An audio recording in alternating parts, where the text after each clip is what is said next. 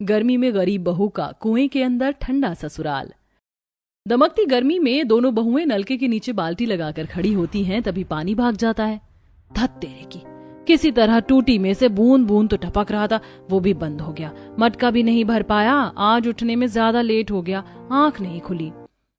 ऊपर से आज इतवार का दिन भी है। घर और रसोड़ी की लिपाई पुताई भी करनी थी। 2 मोटरी धोने के लिए कपड़े रखे हैं, बर्तन भी जूठे पड़े। खाना पीना नहाना धोना कैसे करेंगे बगैर पानी के?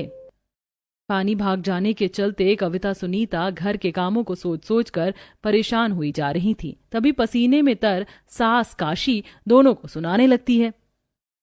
बहुआ, तुम दोनों को पानी भरने की पड़ी होती ना तो तुम दोनों टाइम से उठती, मगर तुम्हें तो चेत भी नहीं पानी भरे या ना भरे। कोई नहाए धोए चाहे मत नहाए। ओहो राम राम, इस गर्मी ने तो गदर मचा के रख दिया है कसम से। सुनीता दीदी, माँ जी को जब देखो हम दोनों बहू को ताना देने के सिवा कुछ और नहीं सोचता। एक तो दिन भर रात भर ये मकान भट्टी जितना दमकता है। सुबह 4 बजे थोड़ा ठंडक होता है तो जाकर नींद पड़ती है, तो लेट ही आँख खुलेगी। देवरानी जी, बात को बढ़ाकर समय खराब करने से अच्छा है काम में लगते हैं, खाना भी बनाना है। जेठानी जी, पानी तो चला गया और किसी भी बाल्टी में चुल्लू भर पानी नहीं है। काम धंधा कैसे कर पाएंगे? और कोई चारा नहीं, आज कुएं पर ही चलना पड़ेगा। दोनों बहू मटका बाल्टी कपड़े की मोटरी माथे पर उठाकर चिलचिलाती धूप में कुएं पर चल जाती हैं। कड़वी कहावत है, एक गरीब का सारा जीवन 2 वक्त की रोटी जोड़ने में गुजर जाता है। काशी और रामदीन के घर की दशा गरीबी भरी थी। हाँ, आज तो कितनी कड़ी धूप हो रखी है। जमीन तो जैसे जलते कोयले जितनी सुलग रही है। कुआं और कितना दूर है? कविता, अभी तो आधा चलाव बाकी है कुआं आने में। गर्मी से तपती धरती के चलते दोनों बहू के कदम उखड़ने को हो रहे हैं। किसी तरह मीलों का सफर तय करके दोनों कुएं पर पहुंचती हैं। कुएं में मीठा पानी कल कल बह रहा था। घने नीम के पेड़ की छांव के साथ ठंडी ठंडी हवा चल रही थी। हा हा हा, जेठानी जी, इस कुएं पर कितनी ठंडक है। मेरा तो मन करता है इस कुएं पर ही बसावट कर ले। शरीर में शुद्ध हवा भी लगेगी और जब मन चाहेंगे कुएं से ठंडा ठंडा पानी खींच कर निकाल लेंगे। सही कहती हो तुम कविता, इस कुएं के किनारे मड़ई डालकर भी हम सुख का दाना पानी खा पाएंगे। कम से कम उसके उस किराए के घर और दम घोटने वाली गर्मी से छुटकारा तो मिले। ऐसा कहते हुए सरिता रस्सी बांधकर बाल्टी कुएं में डालकर गहराई में से ठंडा ठंडा पानी खींचकर निकालती। कुएं का साफ सुथरा पानी किसी हीरे की तरह चमक रहा था। जेठानी जी, इस कुएं का पानी बिल्कुल बर्फ के जितना चिल्ड है। पूरी बाल्टी पर ऐसे निशान छप गया जैसे कि फ्रिज के अंदर से पानी का बोतल निकला है। कविता, कुएं का पानी तो ठंडा होगा ही, जमीन के गहरे सतह से खींचकर जो निकलता है। बाल्टी मटके भरने के बाद दोनों बहुएं कुएं के चबूतरे पर बैठकर कपड़े धुलने लगती हैं। वैसे सरिता दीदी, इस कुएं के पानी से कपड़े धोने में ब्रश भी लगाने की जरूरत नहीं पड़ी। हाथ से मलकर ही कपड़े साफ सुथरे हो गए। हाँ, और साबुन सर भी ज्यादा खर्च नहीं करना पड़ा, क्योंकि इस कुएं का पानी खारा नहीं बल्कि मीठा है। कुछ देर में दोनों बहुएं कुएं से पानी भरकर धुले हुए गीले कपड़े की गठरी सर पर उठाकर घर आती है। वैसे इन गीले कपड़ों की वजह से धूप नहीं लग रही सर पर। सही, तुमने सही जुगाड़ किया, वरना कुएं पर से घर पहुंचते पहुंचते धूप में झुलस जाती। दोनों घर आकर देखती हैं कि मकानदार उनके दरवाजे पर खड़ा गाली दे रहा है। मैंने तुम जैसे 2 कौड़ी के गरीबों को अपना मकान किराए पर इसलिए चढ़ाया था कि तुम टाइम पर किराया नहीं दोगे। मकानदार जी, हमने अभी तो आपको समझाया कि हमारा काम धंधा सही ढंग से नहीं चल रहा। थोड़ा सा वक्त दे दीजिए। कौन सा हम आपका किराया खाकर भाग रहे हैं? अरे ऐसे कैसे तू मेरा किराया पचाकर भाग जाएगा? तुझे और तेरे परिवार वालों को जेल की चक्की नहीं भिजवा दूंगा। अरे तेरे घर का तो दुख परेशानी खत्म होने का नाम ही नहीं लेता। हर महीने लेट सेट कराया देता है। मकानदार को गरीब ससुराल वालों की चौखट पर चढ़कर गाली गलौज करते देखकर पड़ोसी निकलकर देखने लगते हैं। तभी पड़ोसन मनोरमा मजे लेते हुए, पता नहीं भाई, इस काशी के बेटे क्या ही कमाते हैं जो किसी भी महीने से टाइम पर किराया भी नहीं भरा जाता। हर महीने मकानदार से किराए के पीछे किचकिच होती है। मनोरमा की टिप्पणी सुनकर रामदीन मकानदार के आगे हाथ जोड़कर डबडबाई आंखों से कहता है, देखिए मकानदार जी, मैं आपके आगे हाथ जोड़कर पैर पड़कर विनती करता हूँ, मोहल्ले वालों के सामने और तमाशा मत बनाइए। हमें 1-2 हफ्ते का टाइम दीजिए। कैसे भी करके आपके किराए की पाई चुका दूंगा। देख लो रामदीन, जुबान दी है, मुकर मत जाना। या तो 2 हफ्ते बाद किराया दे देना या खाली करके चले जाना। मकानदार दोनों बहू के सामने गरीब ससुराल वालों को धमकाकर चला जाता है और सब लोग घर के अंदर आकर बैठ जाते हैं जहां घमस भरा था। ओहो ओह, आज तो गर्मी से छत भी ज्यादा भभका मार रही है। किरण बेटी जरा हाथ पंखा कर दे, मिजाज बड़ा घबरा रहा है। जी बाबा। किरण पूरे परिवार वालों को हाथ पंखा करने लगती है। ऐसे ही गरीब ससुराल वाले गर्मी में गुजर बसर कर रहे थे। अगले दिन दोपहर में सबको खाना खिलाने के बाद दोनों बहू कच्चे आंगन में बर्तन मांज रही होती है। कविता, मैं फटाफट बर्तन मांजती हूँ, तुम खंगालती जाओ। जी दीदी। कविता जैसे ही बर्तन धोने के लिए बाल्टी में से पानी निकालती है तो पानी लावा जितना खौल रहा था। मम्मी मेरा हाथ! बाप रे बाप जेठानी जी, पानी तो बिल्कुल चावल के अदहन की तरह खौल रहा है, जबकि 1-2 घंटे पहले ही भर कर रखा था। कविता, गर्मी के मारे धूप भी तो कड़क निकल रही है। मकान के अंदर जब मटके का पानी ठंडा नहीं रह पा रहा तो ये पानी धूप पे कहाँ से ठंडा रहेगा। बेचारी कविता उस गर्म खौलते पानी से ही बर्तन खंगालती है। तभी तीनों के बच्चे पसीने से सनी वर्दी में घर आते हैं। मम्मी मम्मी, तुम्हें पता आज पूरा दिन मुझे स्कूल में बहुत तेज की खुजली मच रही थी। तुमने मुझे सुबह नहलाया भी नहीं था। अले ले मेरा प्यारा बच्चा, अभी मैं मेरे राजू को नहलाऊंगी। पर जेठानी जी, सारा पानी तो बर्तन धोने में ही लग गया। अब नहाने के लिए चुल्लू भर पानी भी नहीं बचा। वैसे भी इस मकान में गर्मी में 2 टाइम की जगह 1 टाइम तो पानी आ रहा है। अब पानी तो कल से पहले आने वाला नहीं है। कविता, इतनी गर्मी में बच्चों को नहलाने के लिए कल तक की थोड़ी न प्रतीक्षा करेंगे। गर्मी का मौसम है, बच्चों का शरीर नाजुक होता है। कुएं पर चलकर नहला लेंगे। कुएं पर नहाने जाने की बात से तीनों बच्चे बड़े खुश हो जाते हैं। मम्मी चाची, आज हम कुएं के ठंडे ठंडे पानी से नहाएंगे, फिर तो बड़ा मजा आएगा।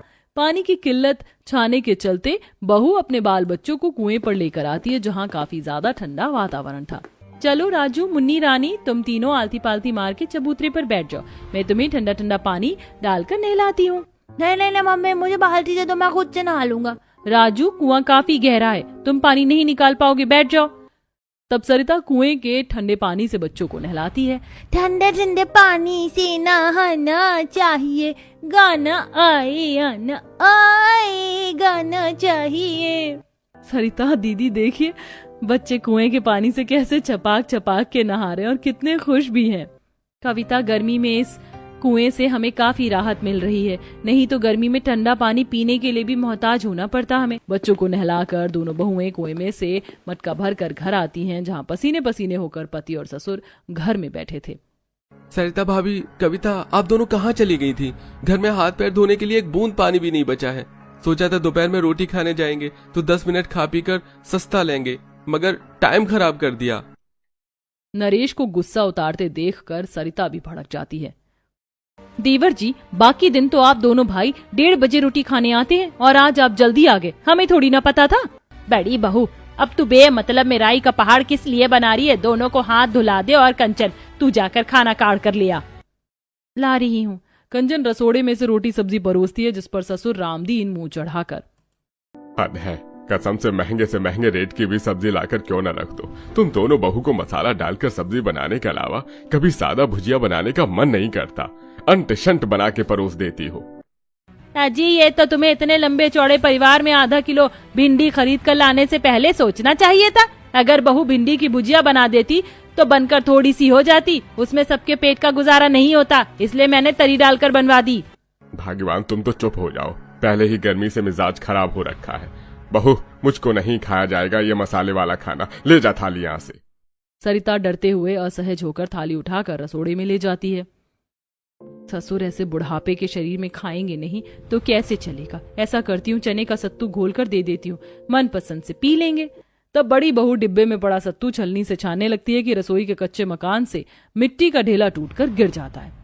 बेड़ा गर्क हो इस मकानदार का, किराया बढ़ाकर चाहिए, लेकिन मजाल है जो 10 साल में कभी घर और रसोई में सफेदी करवाई है। ऊपर से दिन भर गर्मी से जलती रहती है रसोई। सरिता दोबारा से सत्तू छान कर कुएं के ठंडे पानी में नमक प्याज मिर्च काट कर सबको ठंडा ठंडा सत्तू देती है। बाबूजी, ये लीजिए सत्तू। ससुर एक सांस में गटागट करके सत्तू पी कर निपटा देते हैं। आहा, बहुत ही ठंडा और स्वादिष्ट सत्तू बनाया है तूने सरिता बहू, पीकर मन प्रसन्न हो गया। आज पानी भी एकदम अमृत जितना मीठा था। दादाजी, माँ ने सत्तू कुएं के मीठे पानी में बनाया ना, इसलिए टेस्टी बना था, वरना हमारे टूटी के पानी में से तो गटर जैसी बदबू आती है। सच में कभी कभी तो टूटी के अंदर से इतना खराब पानी आता है कि नाक भी नहीं दिया जाता, पानी तो दूर की बात है। माँ, देखा जाए तो हम लोग जिस नल के पानी को पीते हैं वो नाले का पानी ही तो होता है जो गंदा होकर जाता है और दोबारा से पुनर्चक्रण होकर आता है।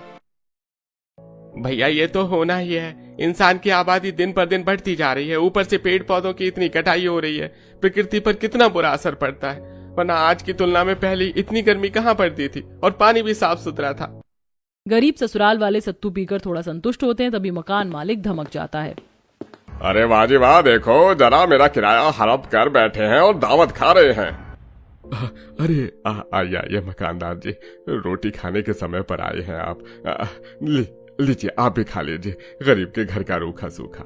अरे बस बस, ये रूखा सूखा खिलाकर मुझे चूना लगाने की जरूरत नहीं है। चुपचाप से किराया निकालो, 15 दिन का समय खत्म हो गया है। मकानदार जी आपकी किराए की व्यवस्था में ही लगे पड़े हैं। फिलहाल ये 2 महीने का किराया रखिए, बाकी भी धीरे धीरे करके दे देंगे। 2 महीने का किराया मिलते ही मकानदार मक्कारी पर उतर आता है। अब तुम लोगों के लिए मेरे घर में कोई जगह नहीं है, निकल जाओ सबके सब। आप हम सब लोगों को ऐसे जोर जबरदस्ती से मकान खाली नहीं करवा सकते, समझे? नरेश समझा ले अपनी लुगाई को, ज्यादा तेवर दिखाने की जरूरत नहीं है। मैं अपना मकान किसी अच्छे किराएदार को चढ़ाऊंगा, तुम जैसे लीचर लोगों के बहुत टाइम काट लिया। मकान मालिक जी, हम पर से ही हमारे बाल बच्चों की शक्ल देखकर तो तरस खाइए। इतनी गर्मी में कहाँ भटकेंगे हम। दिनेश रहने दे, शायद हम लोगों का इस मकान में इतने दिन का ही दाना पानी लिखा था। बहुओं सामान समेट लो। अच्छा जी, दम है तो इस मकान से एक सुई भी ले जाकर दिखा दो। हाँ, बाकी का किराया ये सामान बेचकर वसूलूंगा। ये चप्पल भी खोल कर जाओ यहाँ से। मक्खी चूस मकान मालिक सबकी चप्पल तक उतरवा लेता है। बेचारे गरीब ससुराल वाले भयंकर गर्मी के मौसम में मारे मारे फिरने लगते हैं। वहीं नंगे पैर सुलगती जमीन पर चलने के चलते बेचारे बच्चों के पैरों में छाले पड़ जाते हैं। मम्मी पापा देखो ना, मेरे पैर में फोड़े बन गए, मुझको चला भी नहीं जा रहा। मुन्नी के पाँव के फोड़े देखकर कविता का कलेजा अथाह दुख से भर जाता है। मुन्नी मेरी बच्ची, रुक मैं तेरे पैर में कपड़ा बांध देती हूँ। कविता आंचल का टुकड़ा फाड़ कर बच्ची के जख्म भरे पैर में बांध देती है। तभी राजू छटपटाते हुए पानी मांगता है। माँ मुझे बहुत तेज की प्यास लगी है, पानी पीना है। प्यास के मारे तो हलक सूख गया है और धूप से प्राण निकलने को हो रहे हैं। कहीं छांव देखकर ठहर जाते हैं। तभी कविता को ठंडे कुएं का ध्यान आता है। चलिए सब लोग कुएं पर चलते हैं, इस गर्मी में भटकने से अच्छा है छांव में बैठ जाएंगे। सब लोग गर्मी का सितम सहते हुए आगे बढ़ते। गरम गरम लू भरी हवा सबके तन बदन को खौलते लावे के जैसे झुलसा रही थी। कुएं पर आकर बहुएं पूरे ससुराल वालों को पानी पिलाती हैं।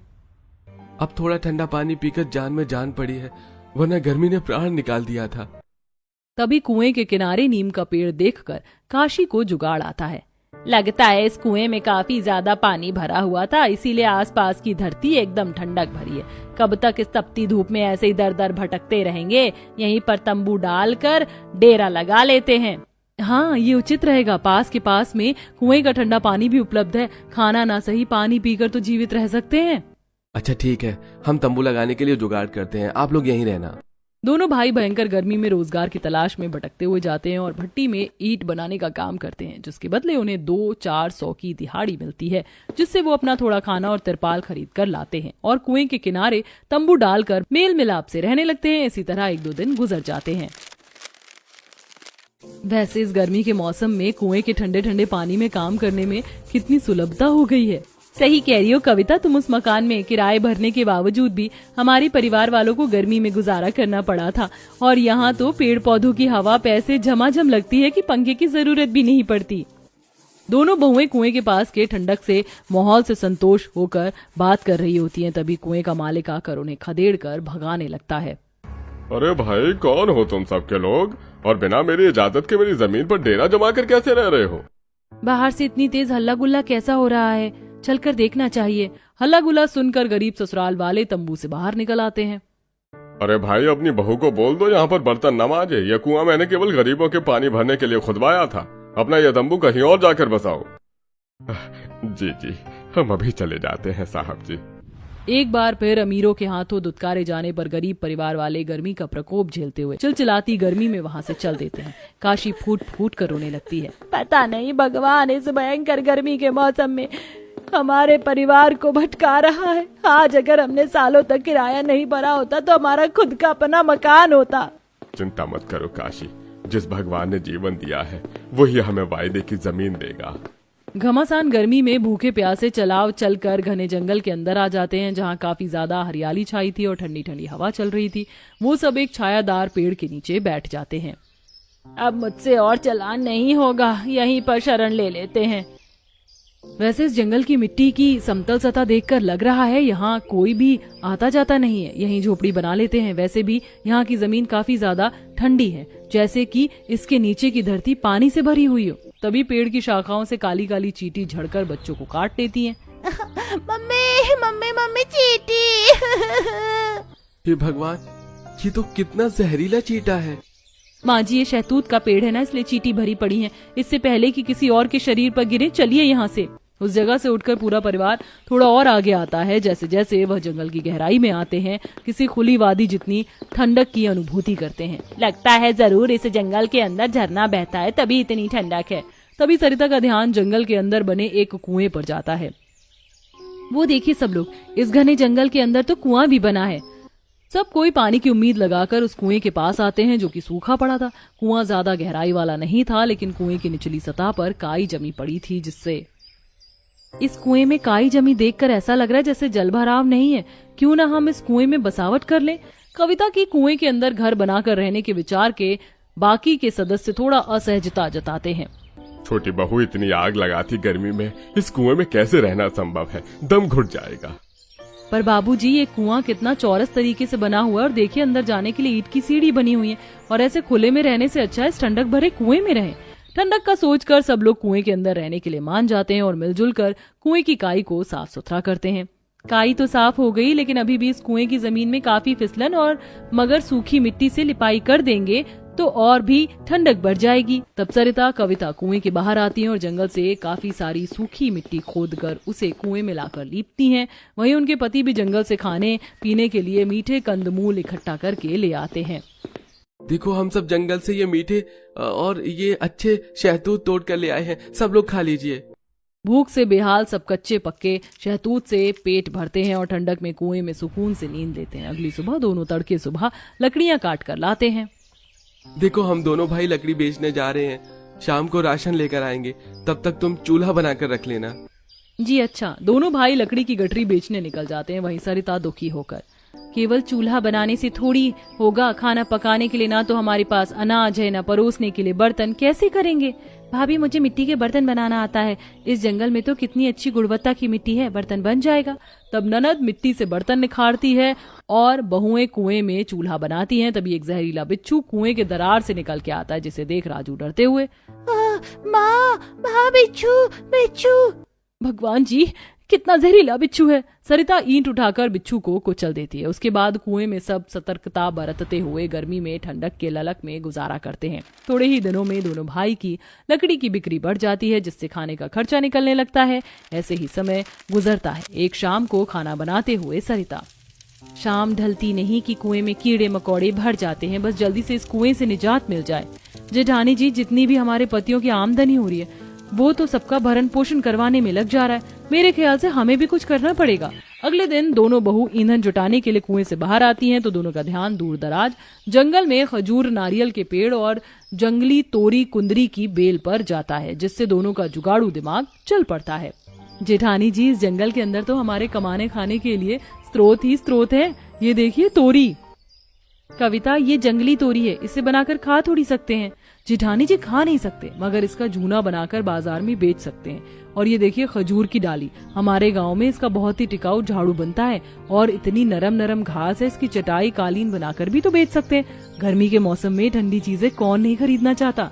कविता का दिमागदार जुगाड़ सरिता को भी पसंद आता है। दोनों जंगल से पत्ते और जंगली सब्जी तोड़कर उनसे चटाई, कालीन, जूना वगैरह बनाकर बाजार लगाती हैं, जो कि सस्ते दाम पर ग्राहक खुशी खुशी खरीद लेते हैं। और ऐसे ही पैसे जोड़कर बहुएं अंत में किराए का घर ले लेती हैं, जहां पूरा परिवार कुशलता से रहन सहन करते हैं।